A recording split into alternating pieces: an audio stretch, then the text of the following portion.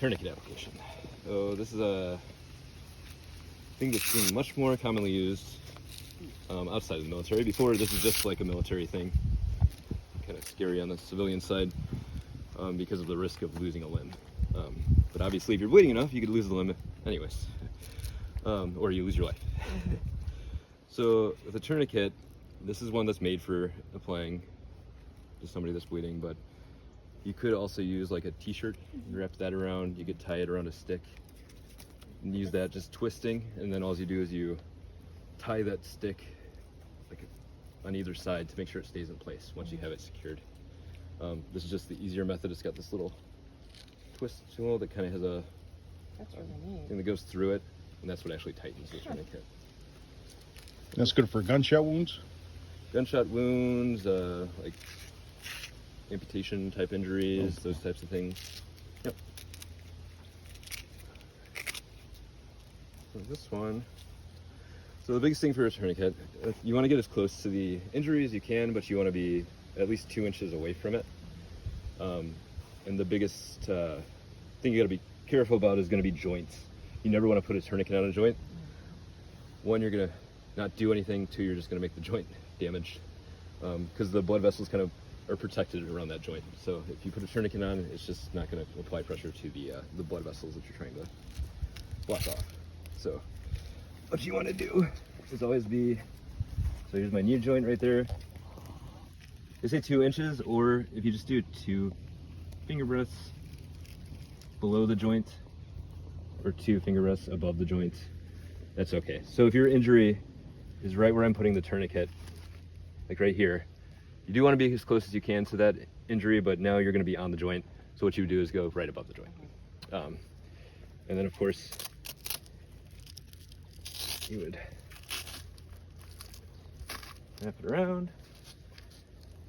This is the nice Velcro.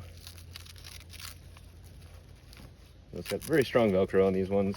And then once you have it secured, you then go and you twist it. And you would keep twisting it until you see that bleeding stop. And once that bleeding stopped, you would try to get one more turn in. And then once you have the bleeding stopped, I can still feel my legs, so I'm just not going to do that. But this one has a locking mechanism, which is really nice. I forgot to move this. Ooh, it's a little tingly though. So it's got a locking mechanism. This would be if you're using a branch. Your locking mechanism would probably be, this would be twisted this way, and you would be able to tie it off on either end, and that would keep it in place. Now, if you didn't see enough of a blood flow reduction where it kept on bleeding, you'd have to take it off and like move it or resituate it, or what else would you do to try to stop the bleeding if initially it wouldn't work? This one doesn't work, but I have it very, very tight. I would put another one right above it. Okay. That would be my, yeah, that would be my next step. Okay. Because now you do have a lot of pressure there. If you put another one above it, you're kind of spreading that surface area. Sure. And you should be able to get that bleed to stop that way. Because you wouldn't want to take that off. If you take that off, you're going back to square one. Okay. Yep. Got it. Because you might have it slowed with that one, and you don't want to go and open the floodgates again. That makes sense. Yep, that's a very good question. And then so this one has one that like tells you to do it. It's also important to note the time that you did it. Once that bleeding stops, make sure you look at the time, because that's good for you doctors, isn't it? It's very good for the doctors, because if we get a tourniquet that comes in, so 2 hours is our magic number. After 2 hours, it has to be taken off in surgery. And that's just so they have better special controls and can kind of monitor, and they can do the amputation if they need to. 2 hours, you have all this breakdown of tissue and all this release of toxic metabolites forming.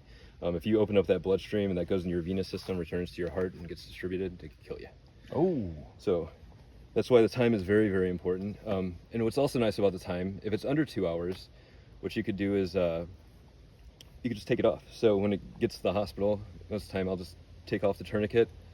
And like I said, every time pretty much the bleeding is either almost stopped or completely stopped. And then I could just wrap it up, and we don't have to do anything. They don't have to go to surgery or anything like that. If you're in an austere environment and you think it's going to be over 2 hours, their recommendation is to, every 30 minutes, to loosen it for 5 minutes. To allow blood flow back. But obviously if it's bleeding, it like starts up a massive bleed again, you can't do that. But, Mm. so then you're kind of just, you're stuck. They're probably going to have to get that limb amputated at that point. But in the OR, they will take them down up to 4 or 6 hours. Sometimes they can take it down safely, but they have to be in a very controlled setting for that. Okay. And especially in the setting of trauma, your body's already producing a lot of acid. You're kind of like worked up. Your heart's working really hard. So you build up all these metabolites that are already going to be dangerous in acidic environment.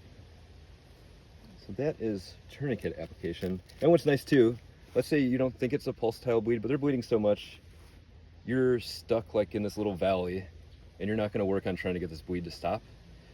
What you do is you put the tourniquet on, you get them somewhere, and you got that 2-hour window. So you got them to some place where it's much safer. Maybe you're back at camp. Then you could take it down. You could start putting some gauze on there, or like different things to, even shirts, to try and put pressure on there and stop the bleeding, and see if you can do it that way. Because ideally you would want to just put pressure on it for up to like 30 minutes, and that if that stops bleeding, that's great. But then that still stores all the other blood flow going to the limb Yep, or and it's still extremity, and the that's rest of the blood okay. flow. It's Yep. just isolating that bleed point. Yep, Correct. exactly. Because even if you're like putting pressure on this side, you still have all this blood flow going around Sure. on the other side. And that's your ideal situation. A lot of times in the hospital, I can't do it by just holding it pressure, or I can do it by holding pressure, but as soon as I let go, 30 minutes later, it starts bleeding again. What you can do is you could put a bunch of stuff on there, wrap it kind of tight, but not tourniquet tight. And then that'll apply enough pressure to just, as long as it's not bleeding, you're fine. Okay. Eventually it'll stop. Good stuff. That's good. Awesome. Stop the bleed kind of information.